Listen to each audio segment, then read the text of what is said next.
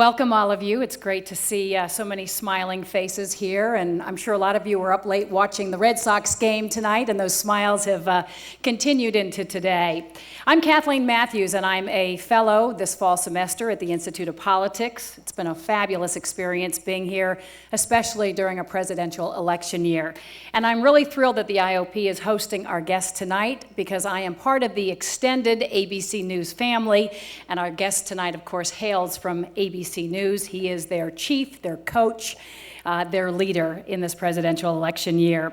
What a week it's been, not only the World Series, but also the World Series in the news business. Presidential election years are just that, and this week is going to be incredible. We're all watching to see what is happening. We're at war over in Iraq. We have a race that is split 50-50. If the election were held today, we've been told that it would probably be even Steven in the Electoral College and would probably go to the House of Representatives. Who knows what's going to happen tomorrow or in the days to come between now and Election Day. That's part of what we're going to be talking about tonight, and as all of you Red Sox fans in the Harvard community are smiling, so is our guest tonight, because ABC News began this World Series week with a real coup. This morning on Good Morning America, you saw Charlie Gibson with an exclusive interview with President George Bush. You saw Diane Sawyer with the first post-heart surgery interview with Bill Clinton, who of course has come into the campaign in this final week on behalf of John Kerry. So that makes the folks at ABC News especially proud, having won that first round.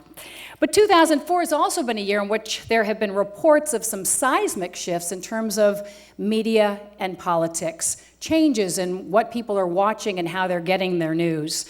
This was the first time we saw in a major political event where you actually saw one of the cable channels, Fox News, beating out all three broadcasting networks on one night of the Democratic Convention. It was also a year in which we saw another network, CBS, humiliated by bloggers that came to the fore and came up with information that discredited the CBS report. So the incredible force of both 24/7 cable and the internet. Are they making network news obsolete? Well, that's the question we're going to be discussing tonight. David Weston is still smiling, so I think he has an answer that is good for ABC News.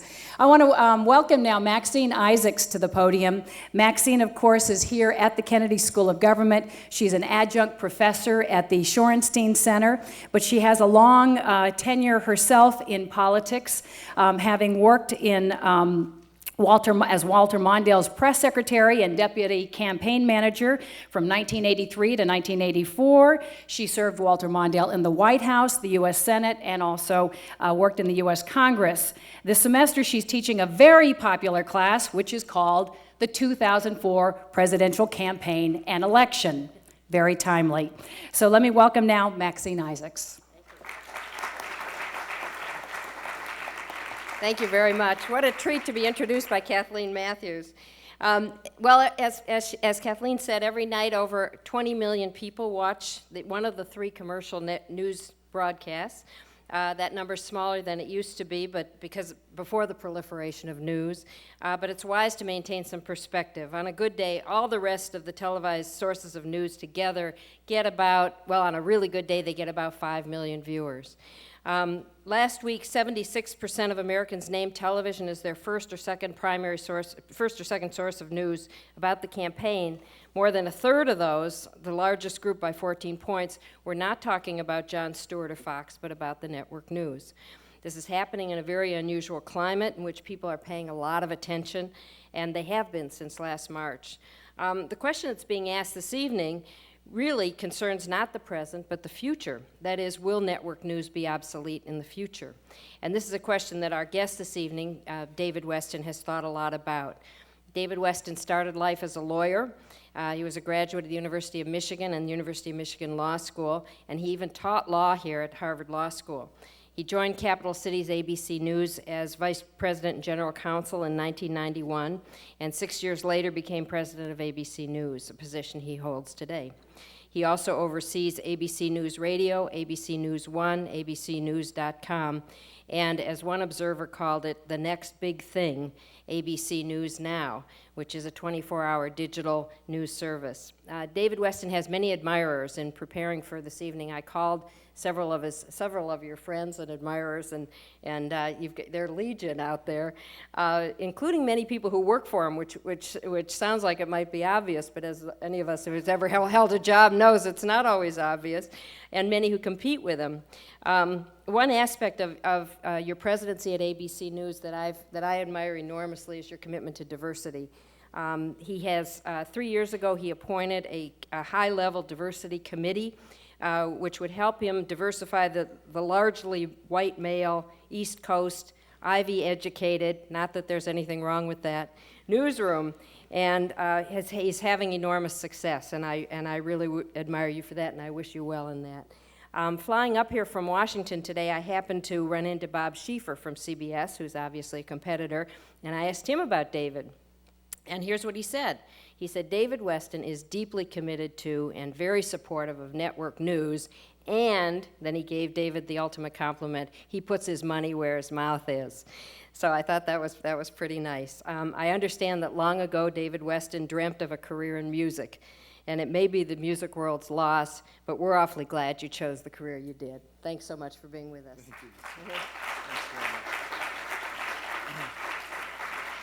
Thank you. Thank you very much, Maxine, for that gracious introduction. Maxine, of course, represents the very finest, noble tradition in Washington of the true academic, accomplished academic, as well as the public servant. And I'm honored to be introduced by her. I also want to thank Kathleen Matthews. She's the reason I'm here. She's a distinguished journalist in her own right, and as she said, a colleague from our Washington affiliate, WJLA. When they asked me to come here tonight, and I am delighted to be here, even though I come from New York, you think I might have bad feelings about the World Series. As Maxine's introduction suggested, I actually am from Michigan originally. So I can root in all sincerity for the Boston Red Sox because I grew up in the 1950s and the 1960s outside of Detroit, and the Yankees always beat us. So I'm very happy to root for the Red Sox, so congratulations to all of you. When I came up this morning, I was asked to talk about whether network news was obsolete, and in fairness, I thought it was sort of a loaded question. It never occurred to me we were obsolete until I heard the subject matter. By the time I got here, it was whether there should be an obituary for network news. So as far as I can tell, I'm going backwards. Let me answer the question first. No, simply stated. That won't come as a surprise to you. But I do want to talk tonight about some of the changes that we are undergoing and need to undergo in network news for us to have a great future. And I also want to take some time to talk about one particularly troubling direction in which we're headed, I believe. All of us are watching as the world of communications is changing in a way that it's never changed in history before. We've now gone from 3 main television networks to the average household in the United States having over 100 cable channels and access to thousands of internet websites. Once we had local news outlets, because frankly that's as far as they could reach, whether it was radio or newspapers or television stations. And now all of news can be global. At one time, we were governed by deadlines. They were monthly deadlines or weekly deadlines or daily deadlines. Now we've gone to a world in which we have a deadline every minute of every day of every week. This is a relentless cascade of change brought about by technology, and that is not going to change anytime soon. Those of us in network news are going to have to stay on top of these changes. But if we do, we have the opportunity to actually make this into a good thing for us and I hope for the country overall, because the new technology makes it possible for us to come to our audience in ways that were never possible before. What I'm more worried about is what we are providing once we get there rather than how we are providing it. We're watching an explosion not only of the outlets of news today, but also an explosion of opinions being expressed on a good number of those outlets. This rush to present opinion is beginning, I fear, to drown out reporting of the facts. The clash of ideas is coming to occupy the center of the stage, and the search for truth and the reporting of truth is starting to get pushed off into the wings. And this, to my mind, is the much larger threat to the future of what we do in network news. If we follow others in this rush to opinion journalism, I fear that we could become irrelevant to our audiences, and that indeed would lead to our becoming obsolete. So let me start with the technology, which to my mind is almost the easier part. Technology always changes things. There have been revolutions in news in the past with new technology, when we went from the flatbed press to the rotary press, and we had mass circulation newspapers as a result. But what we're seeing right now in technological change in our business is truly breathtaking. Nothing that's ever been done before. Years ago, satellites and KU-band technology made it possible for network news divisions, but also local stations and cable news organizations to gather news around the country and around the globe, for that matter, and distribute it instantaneously. But now we've had the internet, we've had digital compression, we have cell phones, we have new technology. So now, as we sit here, over 70% of all US households have access to at least one cell phone, and just about 70% have access to the internet. But as important as technology is, it can't take us anywhere where we don't want to go. That's a paraphrase of an Eagles song for those of you in the audience old enough to remember the Eagles.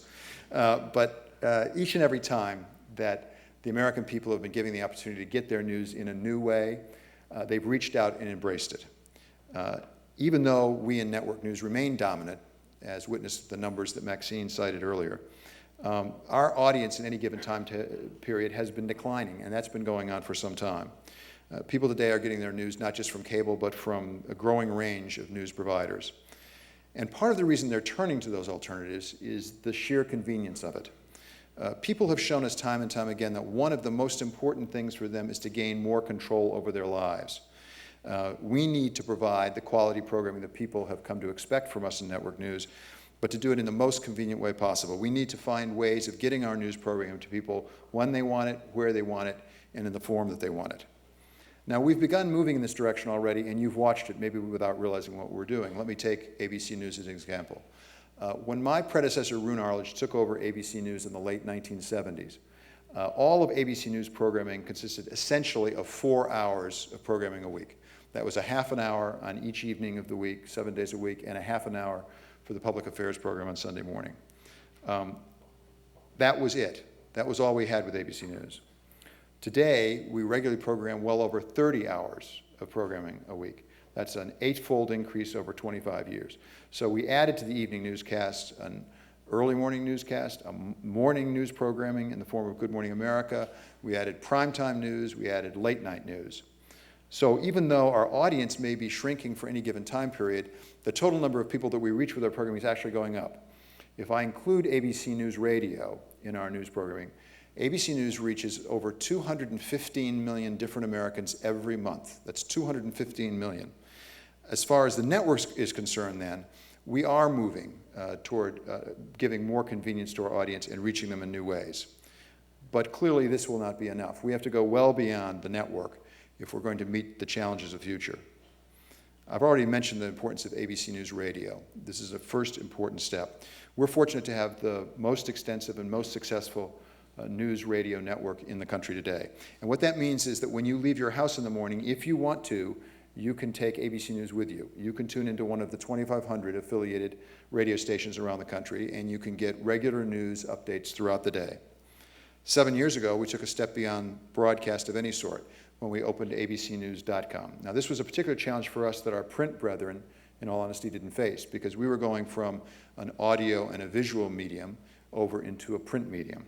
But despite the challenges, we met them, and today we have about 8 million unique users for abcnews.com in a given month. Over the last 2 years, we've worked hard to bridge the gap between the print-based medium of our website and our audio and visual presentations. What we've gone is we've moved aggressively into the area of streaming video. We started with taking segments from individual news programs like World News Tonight and Nightline and making them available on demand to computer users around the country, first through real networks and then later through AOL and Yahoo and most recently Mobi TV over your cell phone.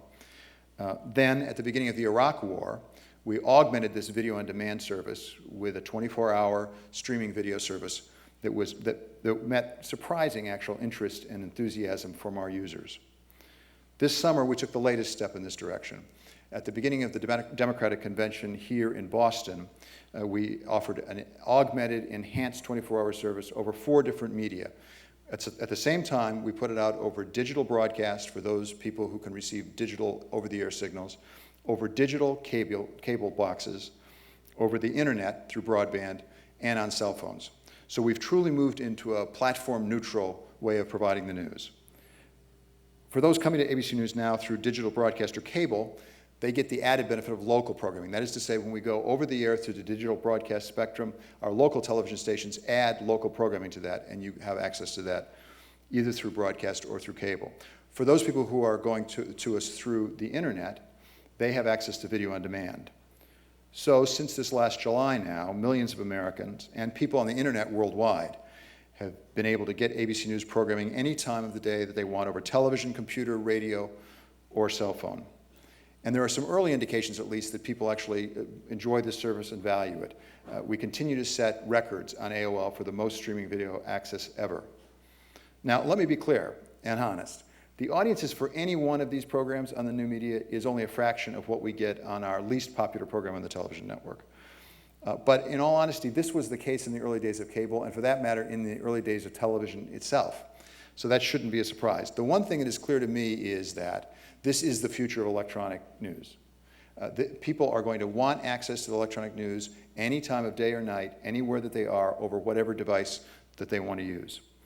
So as I see it, at least, the biggest threat to our future doesn't lie with the explosion of the new outlets for news. The news programs we broadcast over the television network will remain at the heart of what we do, but at the same time, we are in the process of moving to a world where the network, while being an important way of reaching people, is not going to be the only one by a long shot.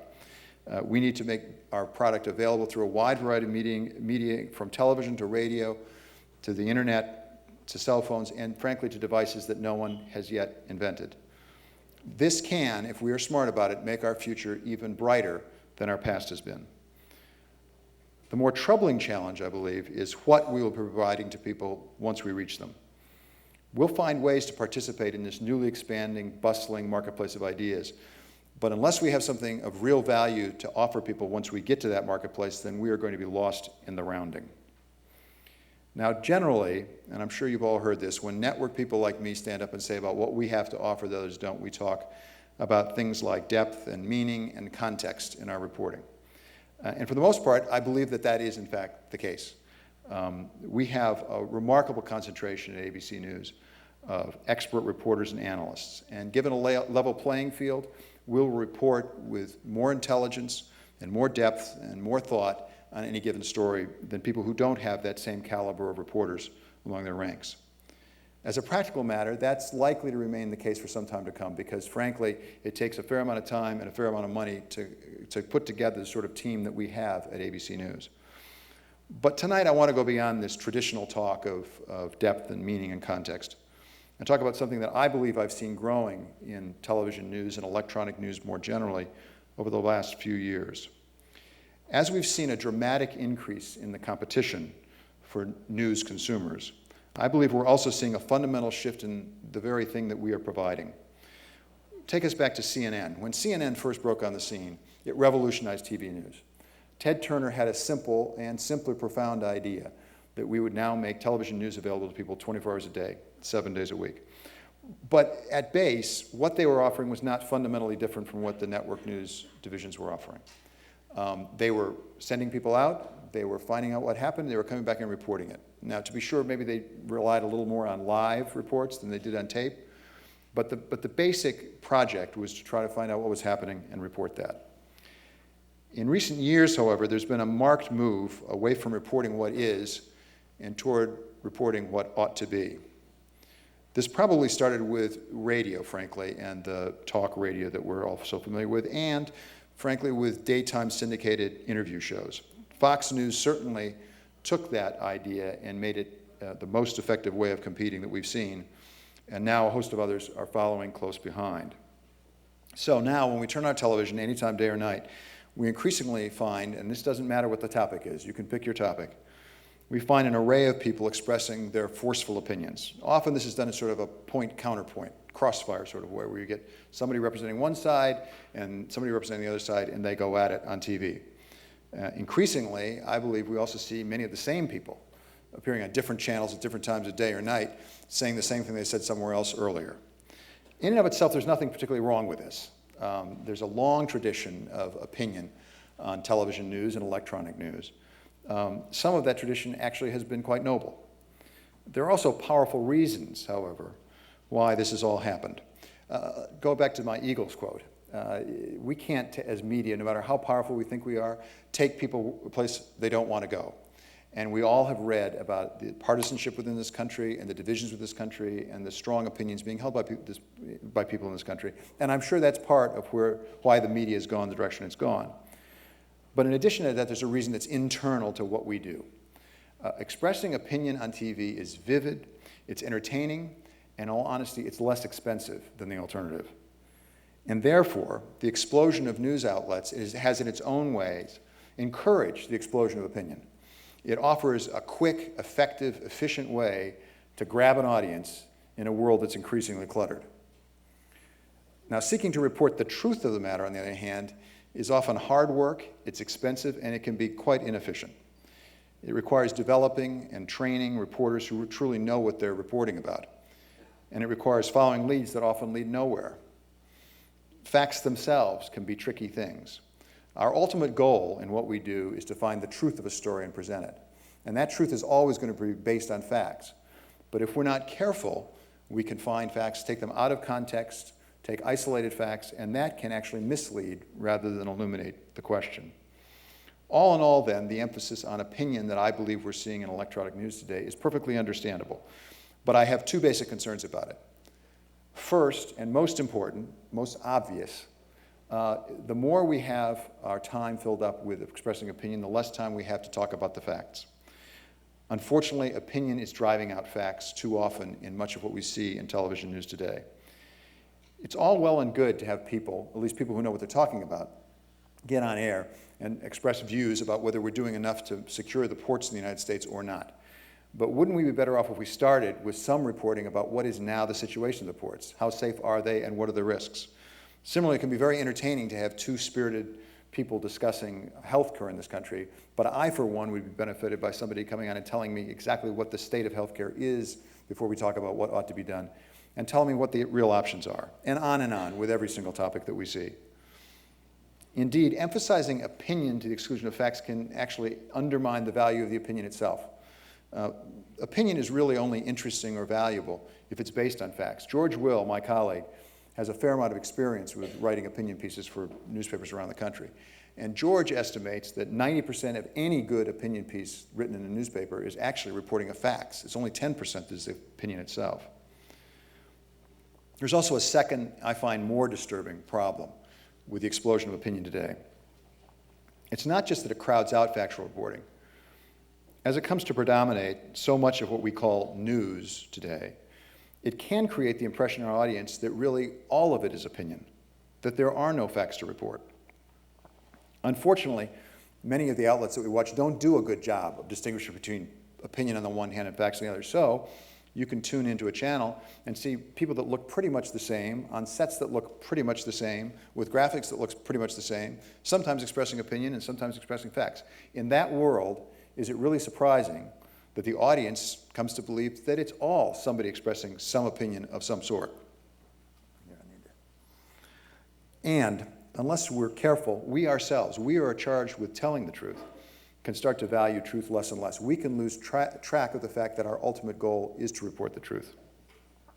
We can end up then in a world where nobody, neither the audience nor the people reporting, really believes that there's a truth. Now, you might say, this is a radical, even a ridiculous suggestion. How could it be that we would lose sight of the fact that there is truth? But take a look at some of the reporting that I believe we're seeing on some outlets today.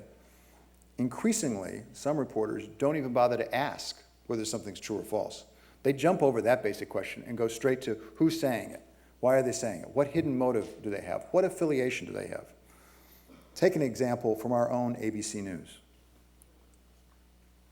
1 year after President Bush declared the end of major hostilities in Iraq, we decided to put a program on, and the entire program consisted of Ted Koppel reading the names of all the service people from the United States who had been killed up to that point in the war. Now, this was a powerful idea, but it wasn't, frankly, all that original. Life magazine had done a version of this back in the Vietnam days when they'd taken all the servicemen who'd been killed in a week and printed their photographs. When we announced we'd be doing this, we were met with a chorus of skepticism and criticism. almost all of it directed to what people thought our motives were. They assumed we were somehow anti-war.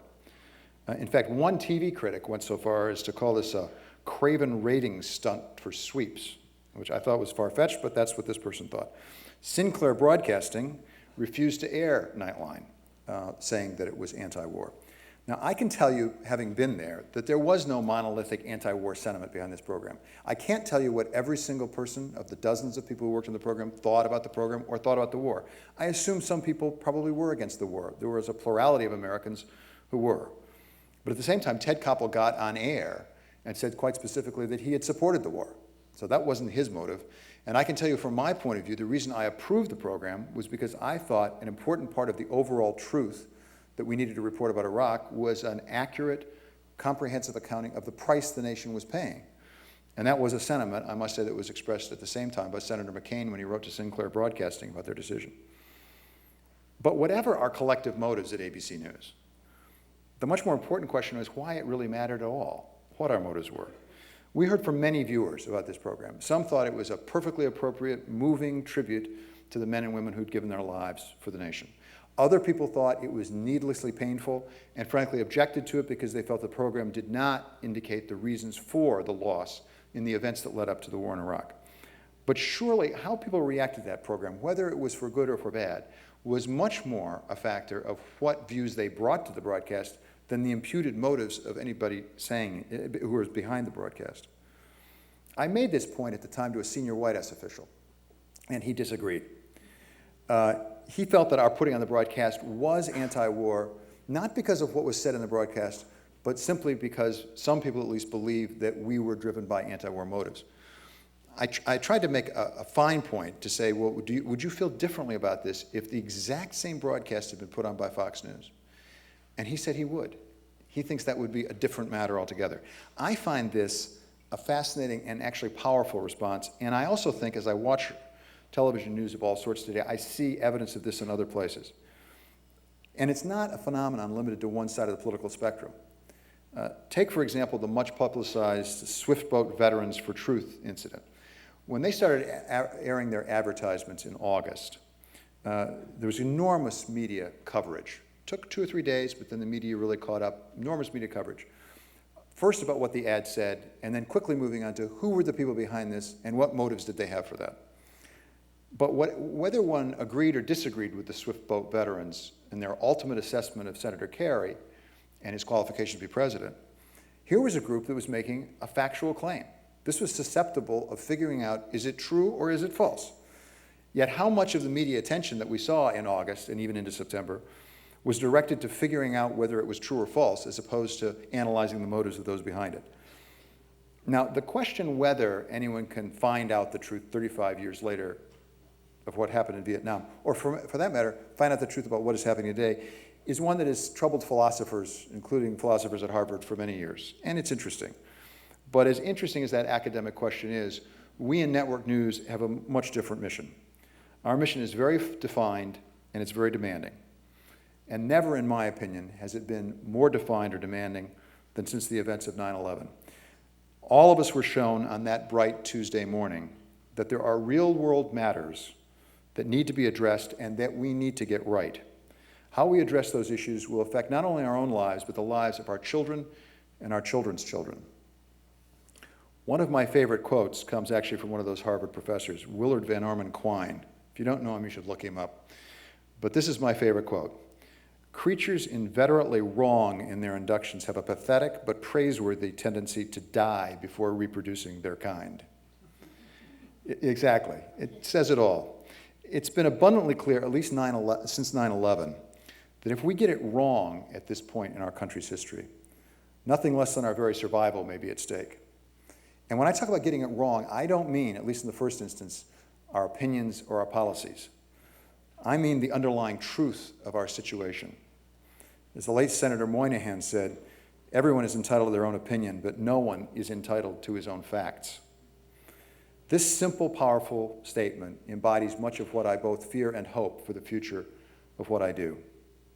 Technology creates wonderful opportunities for us, opportunities to reach our audiences in ways we never have before, to come to them instead of making them arrange their lives to come to us. Whether the opportunities create a golden new age of broadcast journalism or lead to our decline is really up to us. To ensure that our future is actually brighter than our past, we need to give people something of real value. We have smart people who say interesting things, and yes, from time to time, we will present opinions and perspectives when we think that that's important. But the most valuable thing we have to offer the people is our reporting of what truth we can find. Now, this will not be easy. It will require continued investment in investigative work, in beat reporting, and in documentaries. It will require that some of our colleagues are put in harm's way, as some of our colleagues at ABC News are even tonight in Iraq. In the end, the future of network news is intertwined with the future of the republic that we serve. The people in this country are given the ultimate political power to decide what direction our nation will go. To enable the people to make these decisions, we need to give them more than just opinions. We need to give them solid facts on which to base their own opinions on the important issues of our day. Thank you very much.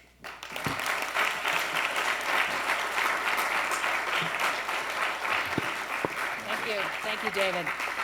We're going to begin the question and answer period now, and the rules are always the same. We've got 4 mics, 2 on the first floor, 2 in the boxes upstairs. And if you'll start by stating your name, where you're from, and we allow 1 question per questioner, and as you're always told, the best questions are those that end with a question mark. Let me start right here. Mr. Weston, thank you for sharing your thoughts. My name is Dan Munoz. I'm a student here at the Kennedy School. I was interested, Mr. Halpern, your political director, was here a few weeks ago and spoke about similar things that you mentioned tonight, that network news remains the most important way for folks in this country to get their news about the race, the election race.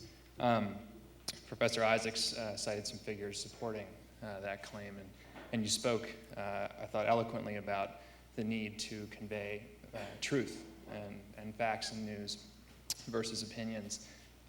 Given all of that, my question, can you talk about the decision on the part of your network as well as the other networks to only dedicate 3 hours of primetime coverage for each convention? And is there kind of a contradiction there at all? Thank you. Thank you for your question. Certainly, I'd be happy to. I think actually, to my way of thinking, but otherwise I would have made a different decision. The decision to cover 3 hours in prime time live of the conventions actually fits with my thinking about what's important and what isn't quite so important. The facts of what went on in the convention were not difficult to discern. I mean, the conventions have become increasingly better produced, and my compliments to the people who produced them. They are very highly staged, very highly scripted affairs, where there is, for the most part, not much new going on. Now, it's terribly important we cover those and present them to the American people, but we do that in our 32-plus hours of news programming every week. You couldn't watch any of our news programming during the time of either convention and not get a very healthy dose of what went on at the convention. So the question is then, what do we do with special time and prime for live coverage? And what I saw of some of the other coverage, which was much more extensive on some of the cable outlets and others, looked to me like a lot more opinion than fact. There was a lot of room for people with very vigorous opinions to appear on both sides, often arguing back and forth, and that's fine. I mean, I have no complaint about that, but that is not at the core of what I think we're called to do. Thank you. Right up here. Good evening, and thanks for coming. I wanted to ask you about something that's made a lot of news on the internet, and that's the crossfire interchange between Jon Stewart and Tucker Carlson. And his basic message, I think, was that the style of news that they advocate has really done a good job of turning a lot of us off. And he said, and his message was simply stop. Do you think he was accurate? And do you think that applies at all to some of the news that ABC does? I have to confess, I didn't see it. I've seen excerpts from it and read some excerpts from it, so I'm not in a great position to say, you know, who was right or who was wrong. I know Tucker Carlson and I know Jon Stewart a bit. I must say, sometimes we get in live situations like this one, You can get caught up in situations and maybe go farther than you might have wanted to go. My understanding, at least, of what Jon Stewart was trying to say was somewhat parallel to what I'm trying to say tonight, which is my understanding, and I could be wrong about this, my understanding was he was taking issue with putting people on the air who were really spinning more than really advancing the story and questioning why people were spending time doing that. That's my understanding. So that would be consistent with what I'm trying to say if I interpret what he was saying correctly. Good evening, and thank you for your comments. I'm Sean Misko, a student here at the Kennedy School, and you spoke about truth a lot today and the importance of the media determining what the truth is, and I was wondering if you could just briefly discuss the memo that Mark Halpern, your political director, sent out on the issue the other day, and how ABC News should approach, in these final weeks of the elections, the way that both presidential candidates are sort of twisting the facts to support their cause. Sure. Thank you. I'd be delighted to. ABC News' approach is simply stated, perhaps difficult to implement. The same standard should be applied to both candidates, talking about the presidential election that we have right now. And it should be applied scrupulously, without fear or favor, to borrow that slogan. Having applied the same standard, it doesn't necessarily mean you'll come up to the same result. In fact, it can be entirely untruthful if, having applied in good faith the same standard, you conclude that two people are in different places and you don't report that. You report them as artificially the same. And that is consistent with Mark's memo. Now, having sent it out, this was an internal editorial discussion that we have a lot of, and people express different viewpoints, and we debate those things internally. That's how we try to come to the truth as we see it. But the basic principle is clear. We need to apply the same standard and report faithfully to the American people what we conclude based on applying that standard. Subsequently, as you know, in the note, actually, Mark and the political unit reported that he thought that Senator Kerry was catching up with President Bush in the degree of stretching the truth. Thank you. Thank you. Right here. Hi, my name is Ellen Frith, and I'm doing research here in social policies, and I want to welcome you here. Thank you.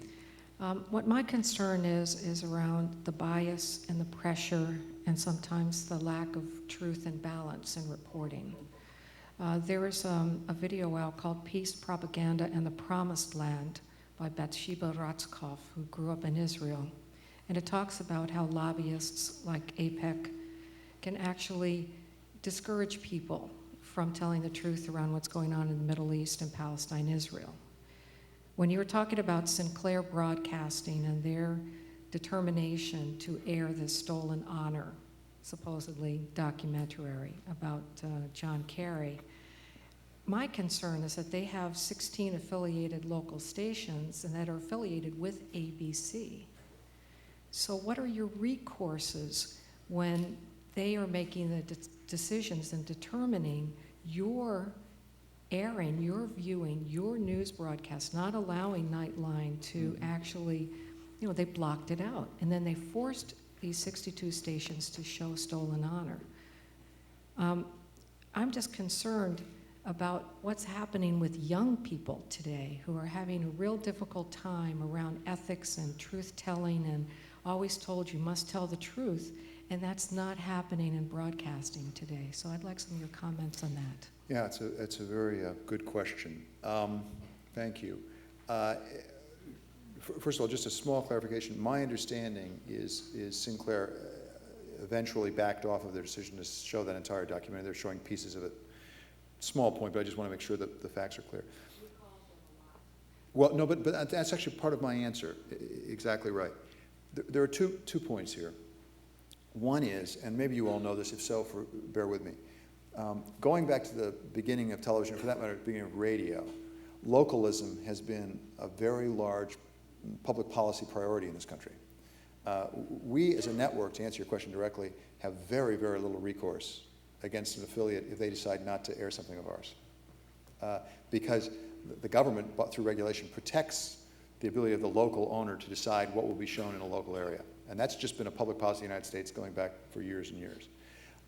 So we can put it out there. There can be financial incentives, things like that, but we cannot force people to show or not to show anything. The television network consists of 225 local affiliates, and we provide programming to them. Fortunately, most of them show all of our programming all the time, But so that's the specific answer. The more encouraging response, and this may be faith as much as reality, but I can tell you what my faith is. One of the great traditions in this country is that the best recourse to bad speech is more speech, not less speech. That in fact, as long as we let other people talk, as you just said, you called them, as long as we let other people talk and express their views, the American people will sort out what's right and what's wrong, what's true and what's false, and we have to trust them to be able to do that. And by and large, over 225 years, it's worked extremely well for our country. And I am hopeful that in this new world with all these outlets, that'll be a check on what goes on. And I must say, from what I've read in the press, and I know nothing about it other than that, there's been a sort of a self-correction, even with the example that you list. I mean, the stock price went down, there was a response, there was a hue and cry, and that's a self-correcting mechanism. We can't ensure that everyone will make every decision right. We can just try to construct an overall process that makes sure the information gets out there and people have the ability to make decisions for themselves. As I say, there's some faith in that on my part, but I do believe it to be true. Good morning, Mr. Weston. My name is Wesley, and I'm a freshman at Harvard College. I am an admitted loyalist of NBC and Neil Shapiro, but I That's enjoy okay. I hearing like Neil you Shapiro very much. nonetheless. My question is, what is the fate of Nightline? And isn't just the mere speculation that it may be canceled to, show a comedic show enough to suggest that network news may be becoming obsolete? Two things. One is, Nightline has been an important part of ABC News for 25 years now. And I think it's important even beyond the four corners of ABC News because it is the one unique broadcast television news program that exists. I mean, we have a Good Morning America, and Neil Shapiro has a Today Show. We have a World News Tonight, he has a Nightly News. We have a Nightline, no one else has that. And they've used that position, that unique position, to very good effect. They've done some wonderful journalism over the years, some really path-breaking journalism. So it's terribly important to ABC News. And I am hopeful and even confident that we'll have another 25 years of Nightline. It will evolve, as all programs do over time, but it'll have a bright future. So it's terribly important to us.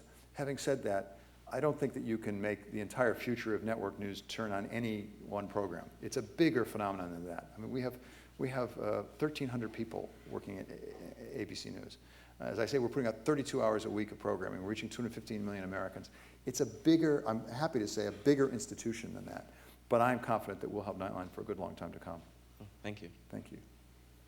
Hi, I'm Brian Jojak. I come from Wentworth Institute of Technology, and thanks for being here tonight. But my question is, back in 2000, all other networks, ABC, NBC, CBS, all gave the election to Gore, and then George Bush's first cousin, who works at Fox News, gave it to him, and then every one of your conglomerates switched their opinion back to Bush, even though all night they were saying Gore won, Gore won.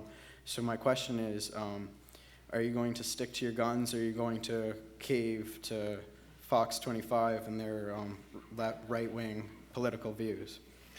Well, I'm not sure, but I don't think I should say we're going to cave. It doesn't sound like that's the right answer.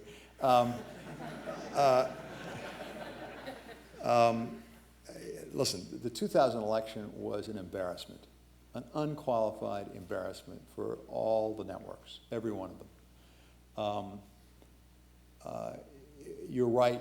It was Florida was projected for Vice President Gore for a time, and then it came down. So then it wasn't projected for anyone for a time, and then late at night it was projected for now President Bush.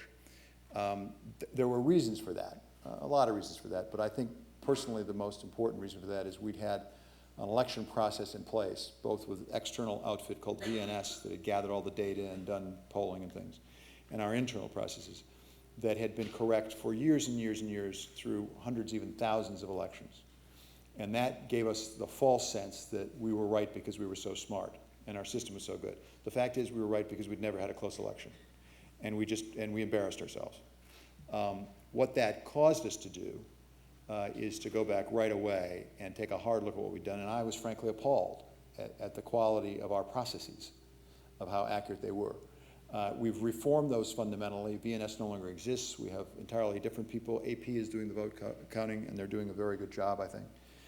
We have all new people inside. We've really restructured it fundamentally. Does that ensure we'll never make a mistake? No, I can't promise we'll never make a mistake. I can promise you that we are going to be quite conservative this time, and we're going to be very careful about it.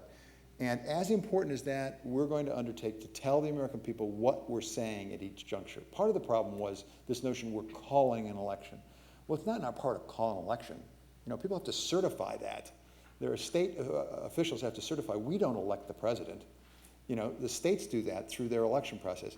And it gave a false sense of certainty and power that doesn't exist. So we need to be very explicit and say, this is what we know about this state. Okay? Based on these facts, this is what we think. But we don't know this part, or that part is open to question. And that's, I think, the best that we can do. I don't, for what it's worth, I don't know what went on within Fox. I can tell you what went on within ABC News. It was not pressure having to do with conglomerates or Fox or something like that. Now, was there some pressure in that control room when every other network had gone up with all of their fancy graphics about then Governor, now President Bush being the next President of the United States? Sure, there was some pressure, but we stuck to our process. We were several minutes behind everybody else. I wish we'd been a long time behind everyone else, but we were several minutes behind. But when our process generated the answer, we gave the answer. It wasn't overt pressure either from above or from a rival. Okay, thanks. Thank you. Right up here. Andrew Woodcock, and I'm a student here. Yeah, My question is to probe a little bit further on news as entertainment. It does seem to me that some of the satellite channels have an admirable ability to entertain with their news coverage. Who knows, possibly at the cost of getting the information across that's true. Do you see a tension in what you're doing between informing with the truth and entertaining your audience? And if so, how do you handle it? Excellent question, and certainly there is a tension. There is a tension. Let me go back. What our mission at ABC News is quite simply stated, difficult to deliver on, but quite simply stated. Our mission is to give people the best journalism, but give it to the most people. And the challenge is we need to do both of those things at the same time. It's reasonably easy to do really high-class journalism that no one particularly pays any attention to. There are publications who do that regularly, and more power to them. But that's not our mission. It's also reasonably easy to reach a very, very large audience if we throw our standards out the window. The challenging, but also the exciting part is to try to get it right in between those two things, so you reach a very substantial audience, but with substantive information that's valuable and that's accurate. That's the challenge. As far as news and entertainment goes, news is not a form of entertainment. News, as I've tried to say, has a central mission of telling people the truth, finding out the truth as best we can and telling people the truth. Now, are there circumstances in which we can get more people to learn the truth by being a little entertaining in the way we do it? You bet. And that's part of our mission. That's why we do it. But as soon as we change the ultimate goal from telling people the truth and telling as many people as possible the truth over to entertaining people using a little bit of facts along the way, then we've lost our soul. Right here. Good evening, and thank you for coming here, especially knowing that for every person that you got here, there's one person not at home during the broadcast. So thank you for coming here. I wanted Don't tell to Peter ask, Jennings that, okay? Sorry. Broadcasted on the screens. Howard Dean was on NPR a couple weeks ago, and I heard it while driving, and he said, he was talking about the Scream, the famous Scream that we all know about, and he said that he doesn't want people to worry about spilled milk, people that liked him, because he said he lost anyway. His concern about it was that two things happened. One, that one broadcast changed the volume of the microphone and isolated his voice, and then broadcast it so it seemed more dramatic than it was. And then all the other networks picked it up because it seemed like it had good entertainment value. And his concern was that the reporters on the ground from that night, at least the way he tells the story, didn't think it was a story, but then it became one once one network broadcasted it. Now, I know you just spoke to the entertainment factor, and so I think you partly answered it. My question is this: as a part of a conglomerate, and I mean, you just mentioned the tension between entertainment, that news is not entertainment. I agree, but ABC is part of Disney.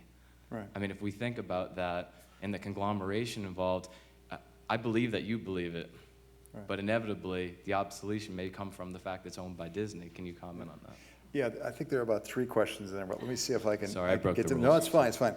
Actually, I know a fair amount about this incident that Governor Dean describes, because we did a piece on World News Tonight a few days later, exactly making this point. It's not quite the way you say he described it. He had a handheld RF wireless mic that was directional, which often happens, so it cuts out ambient noise off to the side. That was the pool mic. That was the audio we were getting out. It's not that we had 5 different choices and that was the one we took. That was the one we got. We picked up on this a few days later and went out and got other people who were recording in the studio, not the pool, for the networks, and discovered exactly that. And we did a piece on World News Tonight making that very point and showing the dramatic difference if you listen to it with the directional mic as opposed to the ambient sound mic. And he's right, there was a huge difference, and so we specifically went back to cover that. He's right, but it wasn't the choice of what's going to be more entertaining. Now, the second issue there is something that all of you who've worked in journalism are familiar with, and I've read about it back in the days of Time magazine and things like that, the tension between the home office and the field. The field always thinks they know the story, and the home office always thinks they know the field. And a lot of journalism is done in that tension. You know, Mr. Luce back in New York would swear he knew what was going on in China better than his people in China.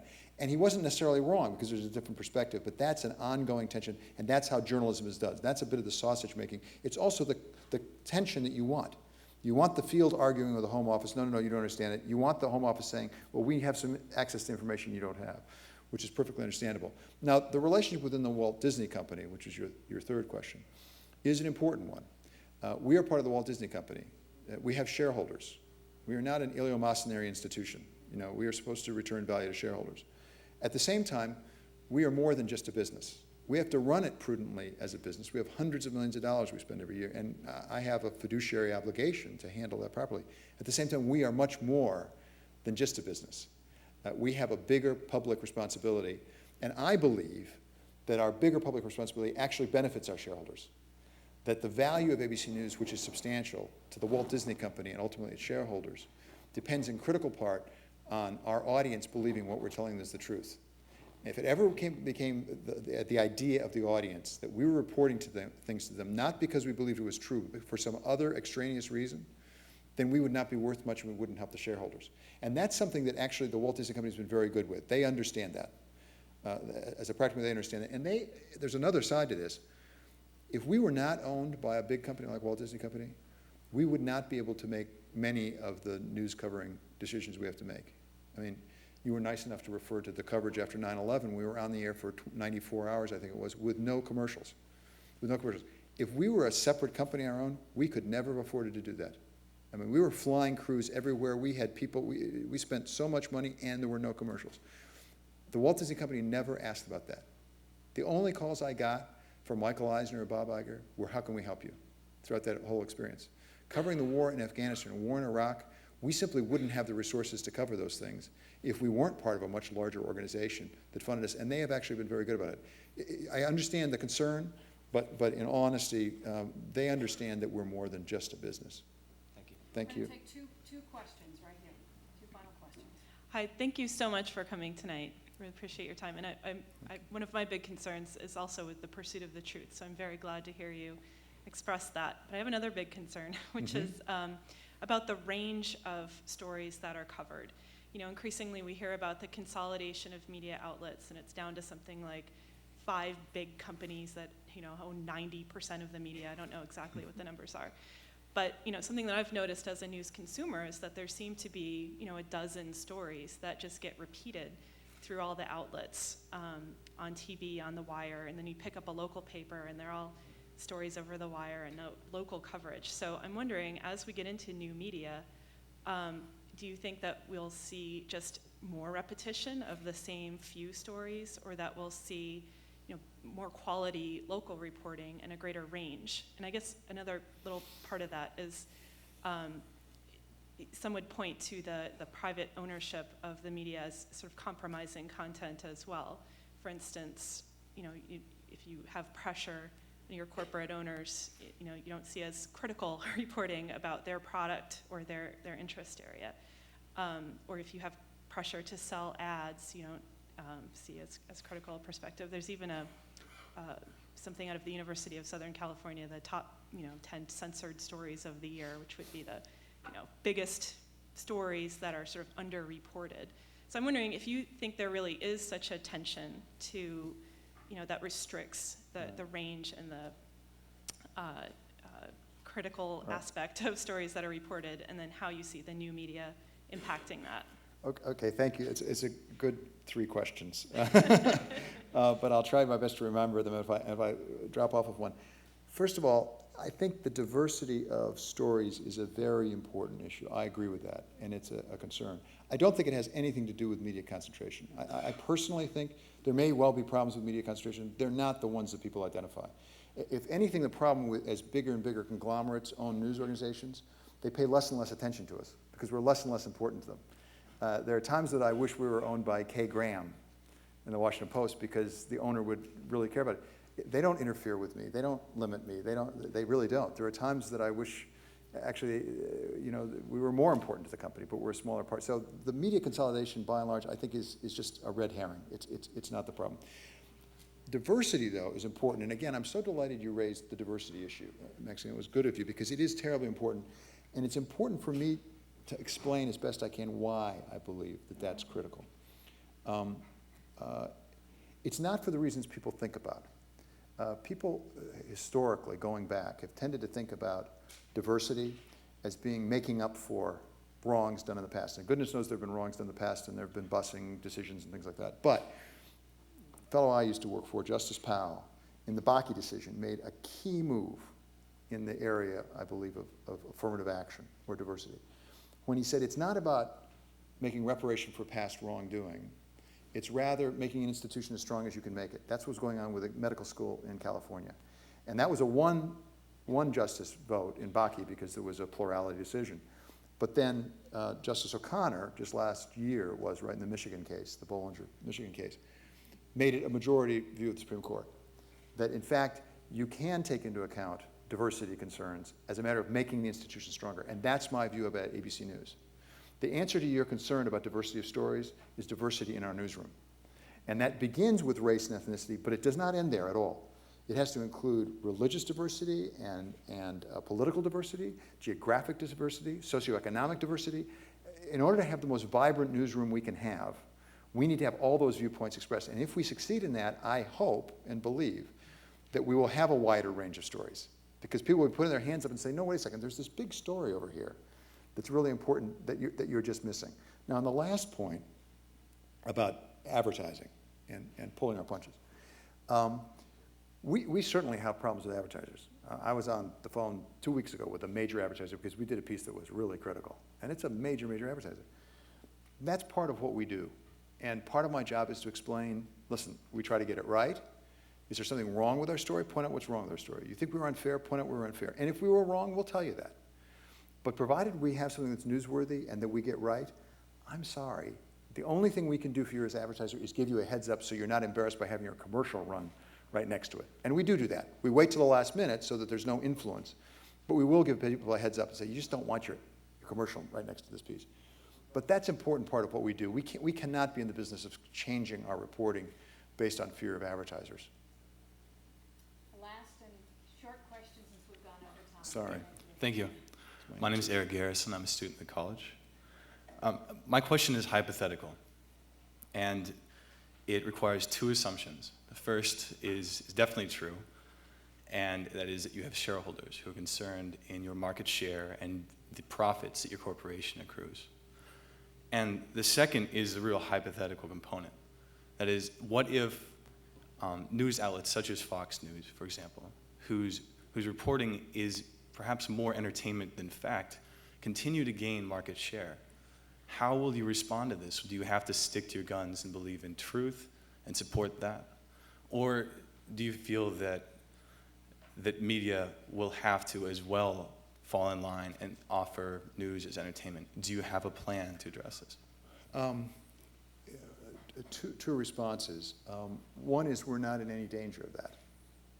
It's just, I really don't see that happening. I mean, Fox has gained substantial market share within its universe, which is a much smaller universe than ours. And I don't see that, of all the dangers I see, I don't see that as a particularly big danger. Now, let's be clear, they've been very successful. You know, Roger Ailes is a very smart man, and he's seen an opportunity, in part created by us, in all honesty. Because the media in this country, television media, I'll just talk about us, has tended to be East Coast centric. I can say that as a Midwesterner. You know, I feel excluded half the time. And it has tended to be 45-year-old white men who live on the Upper West Side of Manhattan. You know, and it has tended to be exclusionary of what goes on between the two coasts. If you watch television in the United States today, by and large, mainstream television, and you didn't know anything about our country, you would conclude no one ever goes to church. No one ever owns a Bible. Nobody has any faith at all. The facts are exactly the opposite. We know that. We know that a substantial portion of our population are people of faith, and yet we exclude that because we tend to be secular. And Roger Ailes was smart enough to see that opportunity, to see a disenfranchised part of the country and say, I'm going to talk to you because no one else is talking to you. And my hat's off to him for that. Now, that said, I don't see any danger of Fox threatening our position of dominance at all. If you pushed me and said, what if it happened? I guess I would give you maybe an easy answer for me. We just couldn't do it. It's just not in our DNA. We would fail. If we tried to do it, we would do it badly. It's just not who we are. We have to figure out who we are and what we do and why we're doing it.